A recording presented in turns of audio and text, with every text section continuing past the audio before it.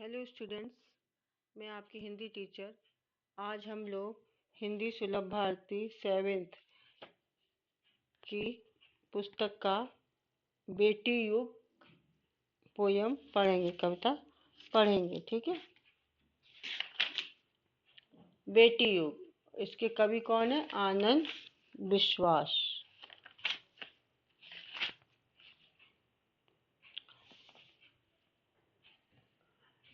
पहले कवि का हम लोग परिचय जान लेते हैं। कवि का जन्म कहाँ हुआ? जुलाई 1949 में। कहाँ पे? शिकोहाबाद, उत्तर प्रदेश। उत्तर प्रदेश के शिकोहाबाद में जुलाई 1949 में उनका जन्म हुआ है। उनकी रचनाएं कौन कौन सी हैं? मिटने वाली रात नई, पर कटी पाखी, देवम, गर्मा गर्म थपेड़े लूके, चिड़िया फुर, परिचय। आनंद विश्वास जी अंधविश्वास और मुश्किलों के ताप से पिघलते जीवन के प्रति विद्रोही स्वर रखने वाले कवि हैं। प्रस्तुत कविता के माध्यम से कवि ने बेटियों की शिक्षा महत्व के साथ साथ उनकी आत्मनिर्भरता प्रगति को प्रतिपादित किया है। अध्ययन कौशल।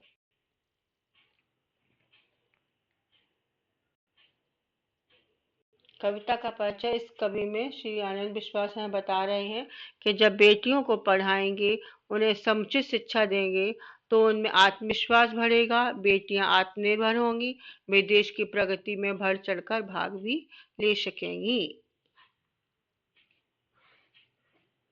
अभी कविता पढ़ते हैं।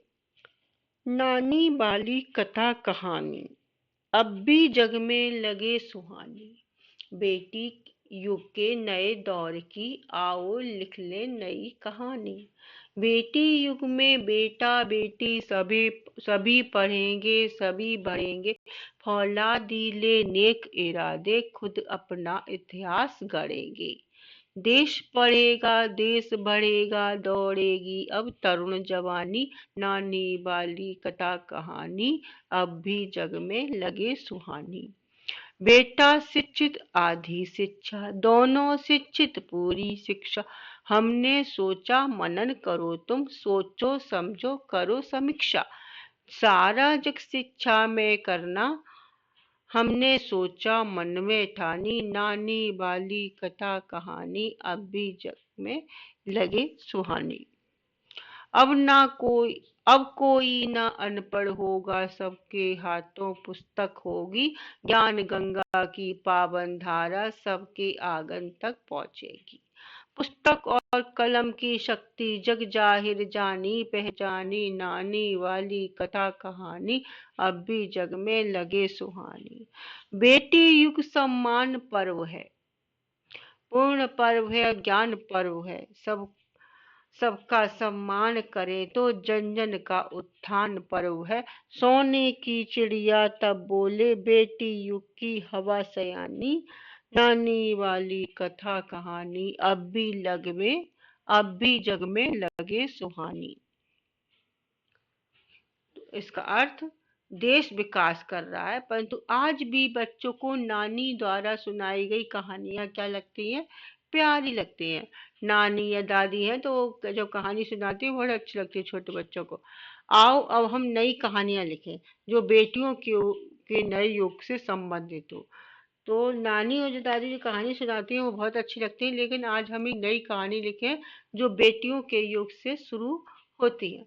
इस नए युग में लड़के और लड़कियां दोनों पढ़ेंगे, पढ़ लिख कर आगे बढ़ेंगे और तरक्की के मजबूत इरादों के साथ स्वयं अपना इतिहास लिखेंगे। मतलब आज के युग में बेटी और बेटे दोनों को ही पढ़ाना आवश्यक हो गया है। आज कौन से क्षेत्र में लड़कियां नहीं जा रही? हर क्षेत्र में लड़कियां जा रही हैं। जब देश के सभी लड़के और लड़कियां पढ़ेंगे तो देश आगे बढ़ेगा। युवक युवतियां प्रगति की दौड़ में दौड़ेंगे। आज भी बच्चों को नानी द्वारा सुनाई गई कहानियां प्यारी लगती हैं, लेकिन आज हम लोग बेटियों की युग से संबंधित कहानी पढ़ेंगे। कवि कहते हैं, यदि केवल बेटों को शिक्षित किया गया तो वह आधी शिक्षा कहलाएगी। पूरी शिक्षा तभी कहलाएगी जब दोनों को अच्छी तरह शिक्षित किया जाएगा। यह हमारा विचार है, इस पर सभी को सोचना चाहिए, विचार करना चाहिए। हमने विचार किया है, मन में ठान लिया है कि सारे संसार को हमको शिक्षित करना है। आज ही बच्चों को नानी द्वारा सुनाई गई कहानियां प्यारी लगती हैं, लेकिन हम लोग बेटियों से संबंधित नए युग की कहानी पढ़ेंगे। अब समाज में कोई अनपढ़ नहीं रहेगा, सब बच्चे पढ़ेंगे। सभी बालकों के हाथों में पुस्तक होगी, कोई अनपढ़ नहीं रहेगा, कोई अनपढ़ नहीं रहेगा। ज्ञान रूपी गंगा की पवित्र धारा प्रत्येक व्यक्ति के आंगन तक पहुंचेगी। अर्थात हर घर का बच्चा पढ़ेगा। सभी जानते हैं कि कलम में कितनी शक्ति होती है। पुस्तकें ज्ञान का भंडार है। आज ही बच्चों को नानी द्वारा सुनाई गई कहानियां प्यारी लगती हैं। बेटी युग सम्मान का पर्व होगा।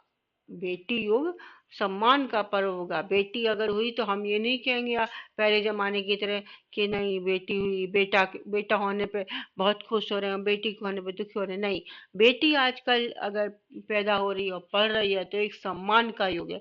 यह ज्ञान की प्रतिष्ठा का पर्व है। जब सभी पढ़ लिख जाएंगे तो एक दूसरे का सम्मान करेंगे। यहाँ बेटी और बेटा सब एक समान रहेंगे, तभी जन जन का उत्थान होगा, मतलब जग भरेगा। प्राचीन काल में भारत सोने की चिड़िया कहलाता, अब फिर बेटियों की हवा में गूंजा करके भारत की सोने की चिड़िया है। आज भी बच्चों को नानी द्वारा सुनाई गई कहानियां प्यारी लगती हैं।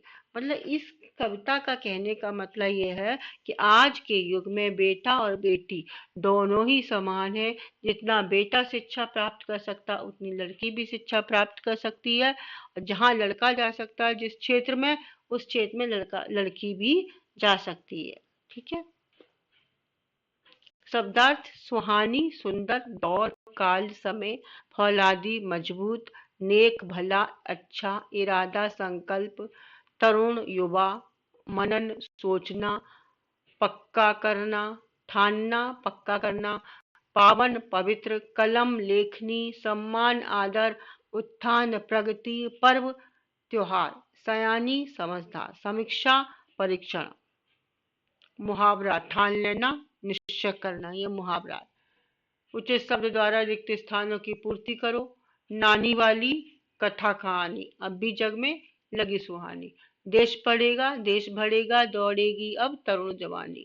सारा जग शिक्षा में करना, हमने सोचा मन में ठानी। पुस्तक और कलम की शक्ति जग में जाहिर जानी पहचानी। सोने की चिड़िया तब बोले बेटी युग की हवा से आनी। यहाँ के आंसर भी दिए हैं, आप कर लीजिएगा। फिर कविता की पंक्तियां पूर्ण करो। बेटी युग में बेटा बेटी सभी पढ़ेंगे, सभी बढ़ेंगे, फौलादी लेने किरादे खुद अपना इतिहास गढ़ेंगे। दूसरा, बेटी युग सम्मान पर्व है, पूर्ण पर्व है, ज्ञान पर्व है। सबका सम्मान करें तो जन जन का उत्थान पर्व है। ये कविता की पूर्ण पंक्तियां पूर्ण करना है। इसका आंसर इधर दिया हुआ है। निम्नलिखित प्रश्नों के एक एक वाक्य में उत्तर लिखो। कवि किस कहानी को लिखने की बात कर रहा है? कवि बेटी युग की नई कहानी लिखने की बात कर रहा है। जब देश पढ़ेगा तो क्या होगा? जब देश पढ़ेगा तो देश आगे बढ़ेगा और तरुण जवानी दौड़ेगी। कवि ने मन में क्या ठाना है? कवि ने मन में ठाना कि सारे जग को शिक्षित करना है। जग ने किसकी शक्ति को पहचाना है? जग ने पुस्तक और कलम की शक्ति को पहचाना है। निम्नलिखित पर जानकारी लिखो। बेटी पर्व और शिक्षा में विश्व। बेटी पर्व, बेटी एवं अर्थात बेटियों के सम्मान का पर्व है। इनको बेटों के समान महत्व देना, उनकी परवरिश कर उचित ध्यान देना। बेटियों के साथ किसी प्रकार का भेदभाव नहीं किया जाए। उनकी शिक्षा दीक्षा भी बेटों के समान की जाए। बेटियों को आगे बढ़ने के, स्वयं को स्थापित करने के समुचित अवसर प्रदान किए जाएं। फिर शिक्षा में विश्व। शिक्षा में विश्व का अर्थ है कि विश्व में सभी लोग पढ़े लिखे हों। जब सारा विश्व पढ़ा लिखा होगा तो सभी विकास के लिए प्रयत्नशील करेंगे। कोई भी किसी भी प्रकार का विनाश नहीं होना चाहिए। सभी वसुधैव कुटुंबकम में विश्वास करेंगे। पृथ्वी पर शांति का वातावरण होगा, कोई किसी का हक नहीं छीनेगा, सबके मन में संतोष की भावना होगी। Thank you.